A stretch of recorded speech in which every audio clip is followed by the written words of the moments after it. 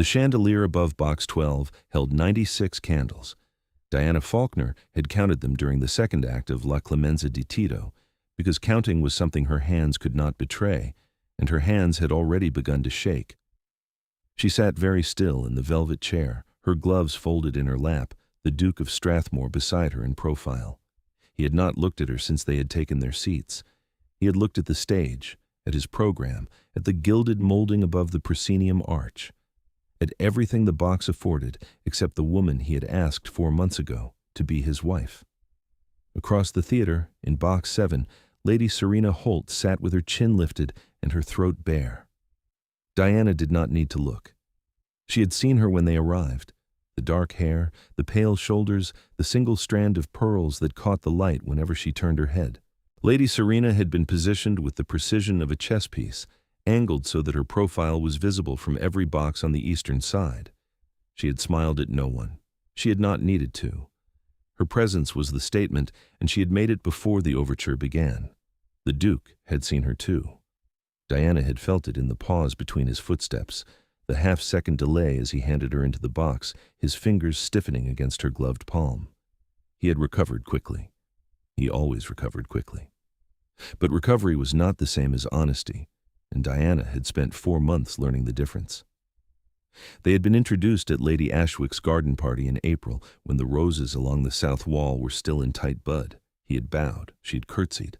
Her father, Sir Geoffrey Faulkner, had beamed with the particular radiance of a man who had secured exactly the match he had spent 3 seasons pursuing, and the Duke had said something courteous about the weather that Diana could not now recall.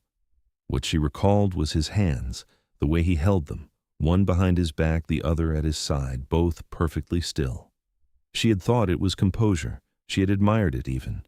A man who did not fidget, who did not rush to fill silence with noise. It was only later, watching him across countless drawing rooms and dinner tables, that she understood the stillness was not ease.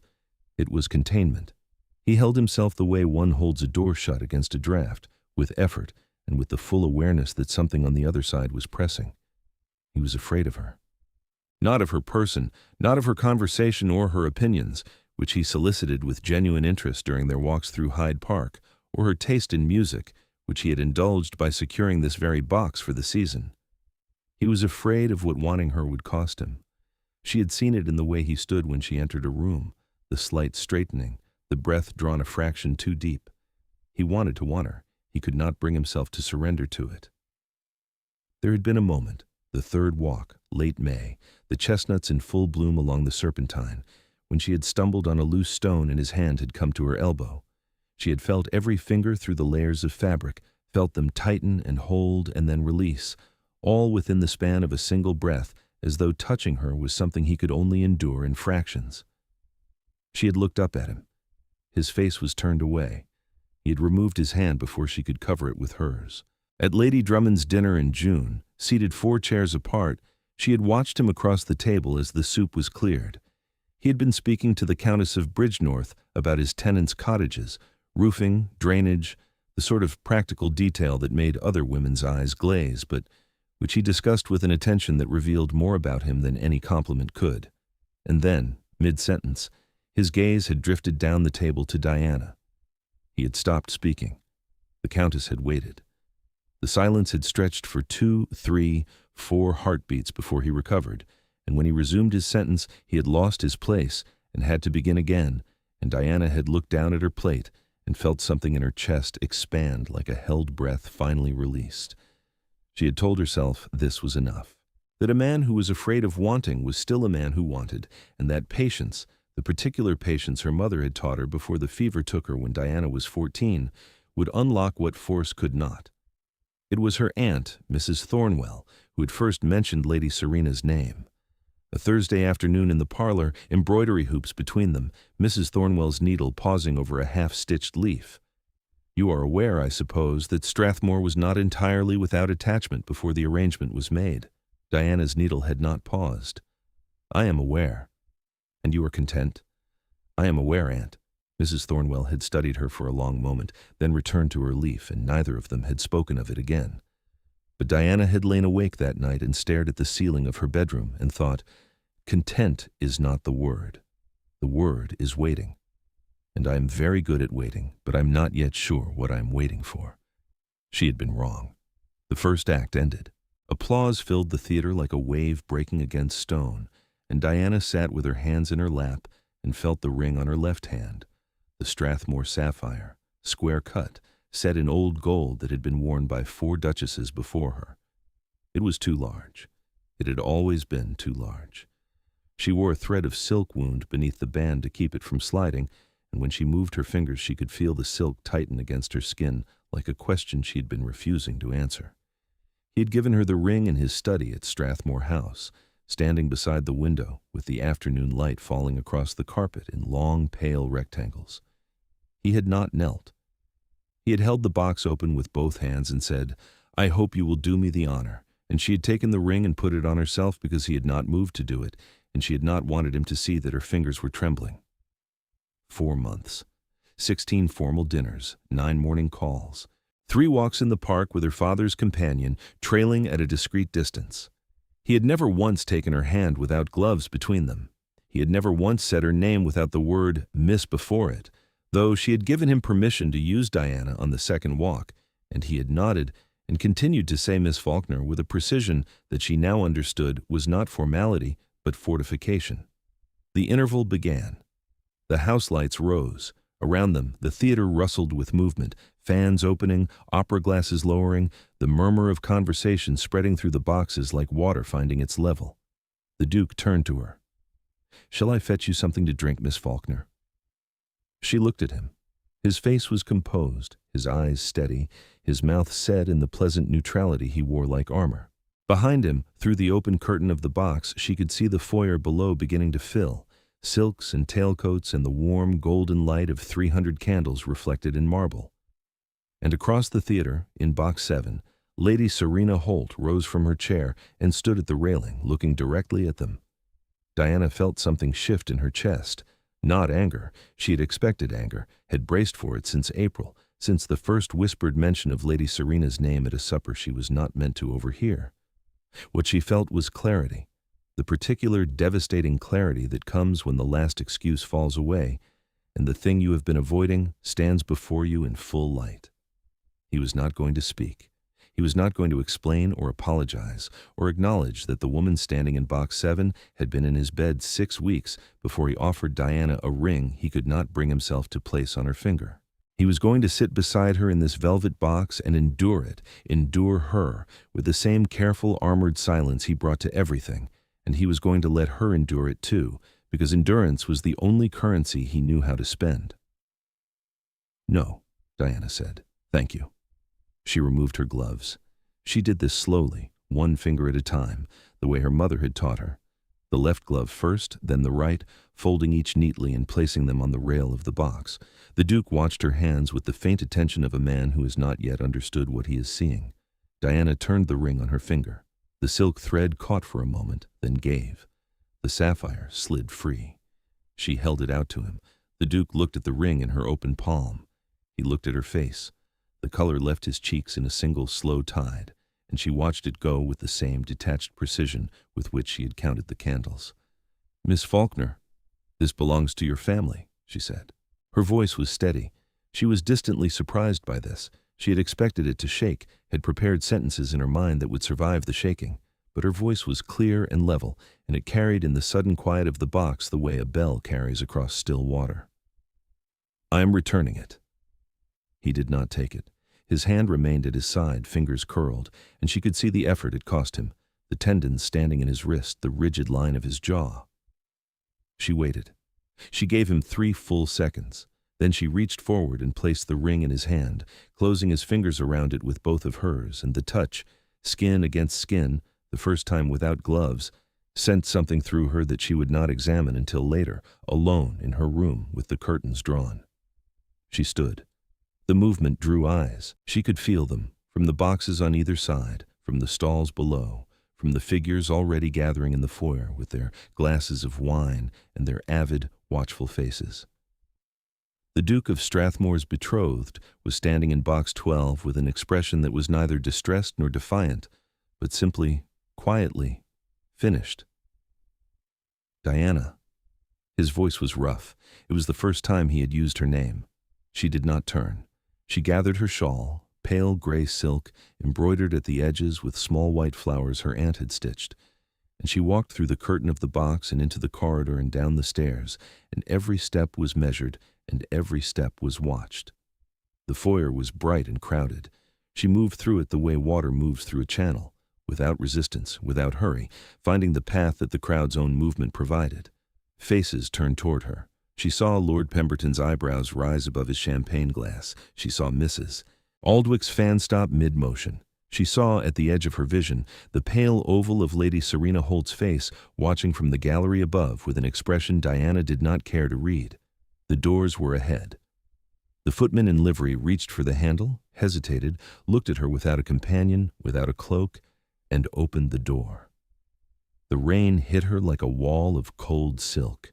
It had been threatening all evening, the clouds low and heavy over Haymarket when their carriage had arrived, but it had broken fully now, sheets of water falling through the yellow light of the gas lamps and hammering the cobblestones into a dark mirror. Diana walked down the steps and into it. The rain soaked through her gown in seconds, the dove-gray muslin turning dark against her shoulders, her hair coming loose from its pins in heavy wet strands. She did not run, she walked. Across the pavement toward the line of waiting carriages, their lamps glowing like small, steady fires in the downpour. Behind her, the doors opened again. She heard him before she saw him, his footsteps on the wet stone, fast, uneven, the stride of a man who was not walking but pursuing. No hat, no coat. The rain struck his shoulders and darkened his evening tailcoat to black within 3 steps, and he came down the stairs with the ring still in his hand, held in a fist so tight that when he reached her and opened his fingers, the sapphire had left a red mark in his palm.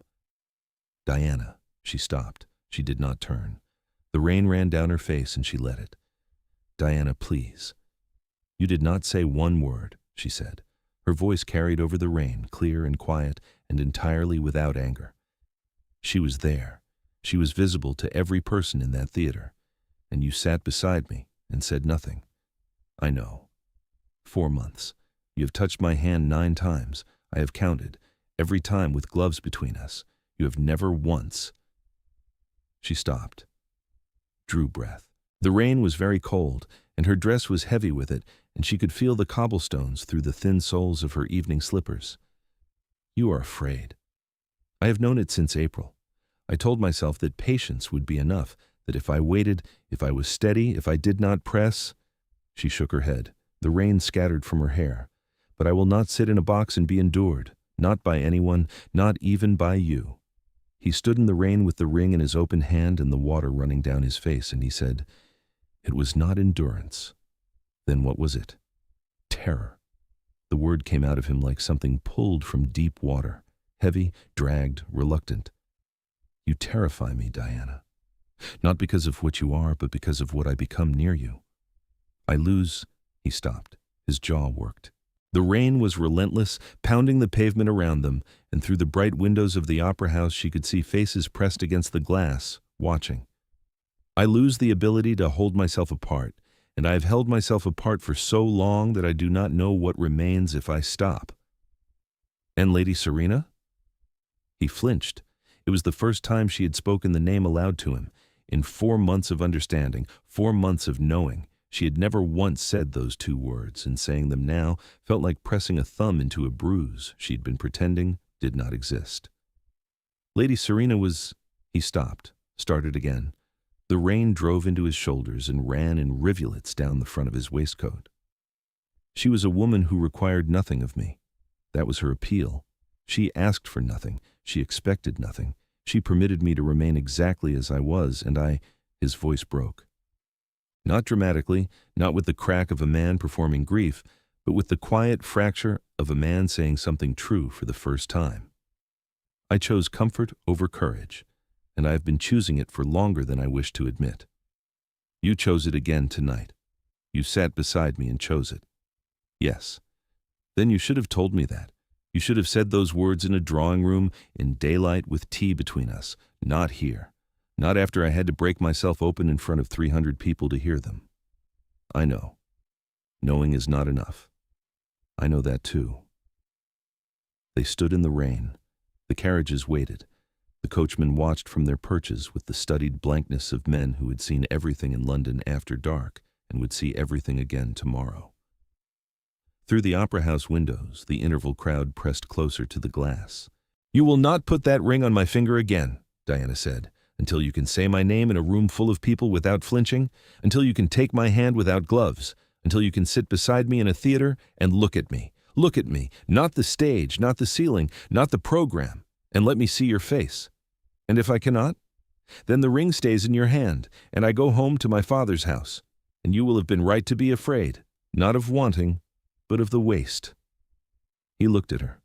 The rain had plastered his hair to his forehead, and his cravat was ruined, and the sapphire ring sat in his open palm, filling with water. He looked at her the way a man looks at a door he has kept locked for years and finds, suddenly, standing open.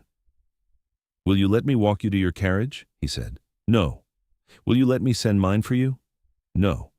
"Will you let me stand here until you are safely inside one?" She looked at him. The rain fell between them.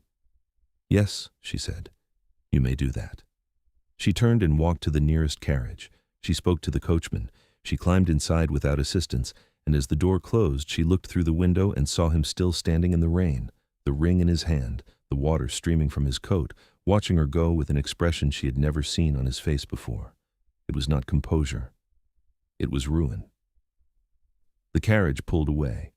Diana sat in the dark interior with her wet dress pooling water on the leather seat and her hands shaking in her lap, shaking at last, now that no one could see, and she pressed her forehead against the cold glass of the window and closed her eyes. 3 days passed. On the first morning, a letter arrived at Sir Geoffrey Faulkner's house in Wimpole Street. Diana's maid brought it on a tray. The seal was Strathmore's, the stag rampant in dark blue wax, and Diana set it on her writing desk without opening it, and went to breakfast with her father, who had heard because all of London had heard, and who looked at her across the eggs and said, "Are you well, my dear?" "Yes, Papa." "Do you wish to speak about it?" "Not yet." He nodded. He returned to his newspaper. He was a man who understood that silence, when it was chosen, was not the same as silence that was imposed, and he gave his daughter the courtesy of the distinction. On the second day, a second letter arrived. Diana placed it beside the first. She sat at her writing desk and looked at the 2 sealed envelopes, the blue wax unbroken, the heavy cream paper smooth beneath her fingertips, and she thought about opening them. She thought about his handwriting, which she had seen only once, on the card that accompanied a posy of violets he had sent after their second walk. The writing had been careful, the letters evenly formed, as though even his penmanship was an exercise in control. She moved the letters to the left side of the desk, aligned them precisely, and went to practice her pianoforte, which she played badly for an hour without hearing a single note. That afternoon, Mrs. Thornwell, her father's oldest friend, a woman of 60 with a tongue like a horsewhip and a heart like risen bread, called and sat in the parlor and said, "The entire opera house is talking. Lord Pemberton has told everyone. The ring, the rain, the Duke standing in it like a drowned man. It is the most romantic thing that has happened in London since Caroline Lamb set fire to her own bonnet." "It was not romantic," Diana said. "It was necessary." "My dear, the two are often the same thing. On the third day, he came himself." Diana was in the morning room, reading, or not reading, holding a book and looking at the page without seeing the words, which was a distinction she had stopped pretending to herself did not exist. The maid announced him. Diana set the book down, spine up, opened to a page she would never find again, and said, "Show him in." He stood in the doorway. He was dressed simply, no cravat pin, no watch chain, the kind of plain dark coat a man wore when he was not performing rank but inhabiting it. His hair was combed, his hands were at his sides, he was not holding the ring. "Miss Faulkner," he said. Then he stopped, closed his eyes, opened them. "Diana." The name sat in the room like a struck chord. "Your Grace, I have written you 2 letters. You have not opened them." "No." "May I say what they contained?" She gestured to the chair opposite hers. He sat. He sat the way a man sits when he is aware of every inch of space between himself and another person, and is resisting, with visible effort, the impulse to close it. "The first letter was an apology," he said, "for the opera, for Lady Serena. For every evening I sat beside you with my hands in my lap when they wanted." He stopped. when I wanted to reach for you. And the second? The second letter was the truth, which I should have spoken in April when I gave you a ring I could not place on your finger because if I had touched your hand, I would not have been able to let go, and I was not ready to be a man who could not let go. He paused. His gaze moved to the window, then back to her, and she saw the effort of the return, the deliberate choosing to look at her instead of away. I called on Lady Serena on the morning after the opera, he said. Diana's hands went still in her lap. I went to her house at 10 o'clock. I told her that whatever had existed between us was finished, and that it had been finished from the moment I saw you in Lady Ashwick's garden, whether I had been honest enough to say so or not. He swallowed. I should have done it in April. I should have done it before I offered you the ring. I did not because I was keeping her as a door I could retreat through, and that is the thing I am most ashamed of. Not that she existed, but that I kept her as an escape from wanting you. The clock on the mantelpiece ticked. Somewhere in the house, a door closed. Diana looked at the man sitting across from her and felt something shift. Not forgiveness, which would come later, slowly, earned, but recognition. The recognition that honesty, when it finally arrives, carries its own particular weight, and that the weight was not hers to lift for him. "And now?" she said. He reached into his coat and took out the ring. He held it for a moment, not in a box, not on a tray, but in his bare hand, the sapphire catching the morning light. Then he moved from the chair. He knelt on the carpet in front of her, properly, both knees, which was not the fashionable way, but was the way a man knelt when he meant it. And he held out the ring and said, "I am not asking you to take it back.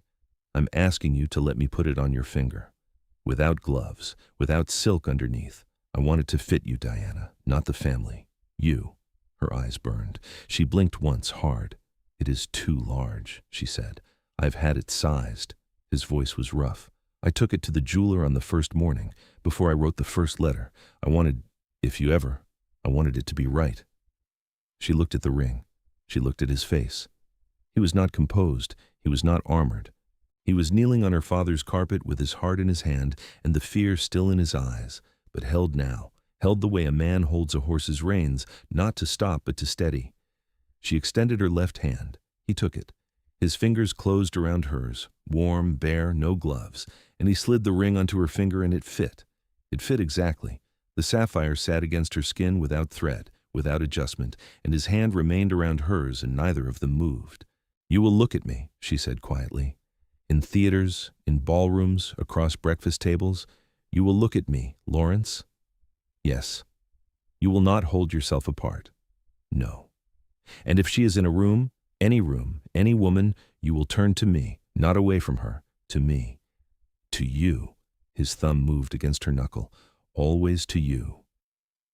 Sir Geoffrey Faulkner, passing the morning-room door on his way to his study, glanced inside and saw his daughter's hand in the Duke's hand, and the Duke on his knees, and the morning light falling across them both like a benediction. He continued to his study. He closed the door. He sat at his desk and removed his spectacles and cleaned them for longer than was strictly necessary, and when he put them back on his eyes were bright. They married 6 weeks later at St. George's, Hanover Square. The morning was clear and warm, and the church was full, and when the Duke took her hand at the altar, he did it without gloves, and the congregation noticed, and Diana noticed them noticing, and she thought, "Let them see. Let everyone see." Lady Serena Holt was not present. She had left London the week after the opera, bound for her sister's house in Devonshire, and the Tun noted her departure the way it noted all departures, with interest, with speculation, and with the particular satisfaction of a story that had resolved in favor of the person they had been watching. Lord Pemberton attended the wedding. He sat in the third row and watched the Duke's face as the vows were spoken, and told Mrs. Aldwych afterward, "I've never seen a man look so terrified and so certain at the same time." And Mrs. Aldwych said, "That, Lord Pemberton, is what the institution is for." The first test came in October at the Marchioness of Leighton's ball, the largest event of the autumn season, the kind of evening where 600 candles burned in the chandeliers and every family of consequence pressed into rooms designed for half their number. Diana dressed carefully, the dove-gray silk, the sapphire at her throat that matched the ring, her mother's pearl combs in her hair. She had not asked him if he was ready. She had not needed to. They entered the ballroom together. The crowd always noticed a new duchess, measured her against the women who had come before, catalogued her gown and her jewels and the way she held her husband's arm. Diana felt the weight of their attention like sunlight through glass, warm, concentrated, inescapable. And then she saw, across the room, near the windows that overlooked the terrace, a woman she did not recognize lean toward her companion and whisper something behind her fan. And both women looked at Diana and then at the Duke, and their expressions held the particular avidity of people watching to see whether a story they had heard would prove true.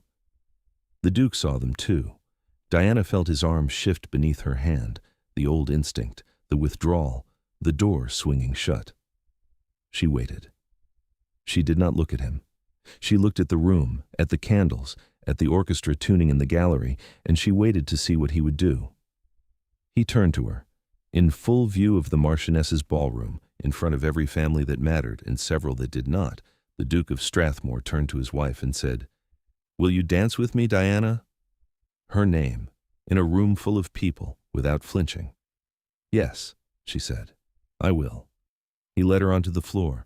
The orchestra began, and as they moved through the first figure of the dance, his hand found hers, bare, warm, his fingers lacing through hers in a way that was not part of any choreography, and the two women by the window watched, and the whispers spread through the room, the way warmth spreads through a house when the fires are properly lit. And Diana looked up at her husband's face and found him already looking at her, and she thought, "There you are. There you have always been." In the years that followed, the story of the ring at the opera became one of those tales that London kept and polished and passed along like a coin rubbed smooth. The details shifted. Some said she had thrown the ring, others that she had placed it gently, others still that she had said something devastating before she walked out, though no one could agree on the words.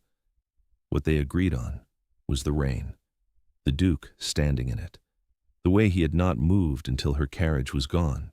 At Strathmore Park, in the library that overlooked the South Gardens, the sapphire ring sat in a glass dish on the Duchess's writing desk. She wore it daily and removed it each evening, and the Duke, passing through on his way to dress for dinner, would sometimes pause and touch the ring with one finger. A small, private gesture that no one else saw, and that meant more to both of them than anything spoken. Their daughter was born the following spring, a girl with her mother's dark eyes and her father's stillness, whom they named Elise. The Duke held her on the morning of her christening with the same careful, terrified tenderness with which he had once held a ring in the rain, and when Diana reached over and steadied his hand with hers, he looked at her across the child's head, and his face was open and unguarded and entirely, irrevocably hers. Mrs. Ware, the housekeeper at Strathmore Park, told Pallister, the steward on the evening the family arrived for the summer. She did not change him. She showed him that the door he was holding shut was already open. Pallister, who was not a man given to sentiment, nodded once and went to ensure the nursery fires were lit. And in the desk drawer in the library, beside the glass dish and the ring, there was a small folded piece of paper, a note written in the Duke's hand that Diana had found on her pillow the morning after their wedding. It said only, "I looked at you all evening. I will look at you every evening. I am not afraid." She had kept it. She kept it still, years later, when the sapphire had been joined by other rings and the library shelves held their daughter's first attempts at watercolor, and the South Gardens bloomed with the roses Diana had planted in the beds the old Duchess had let go bare. She kept it the way one keeps a key to a door that no longer needs locking, not because it was useful, but because it was proof that the lock had once existed and that someone had chosen, despite everything, to turn it. They arrive here, like a ring returned and offered again whenever they are ready.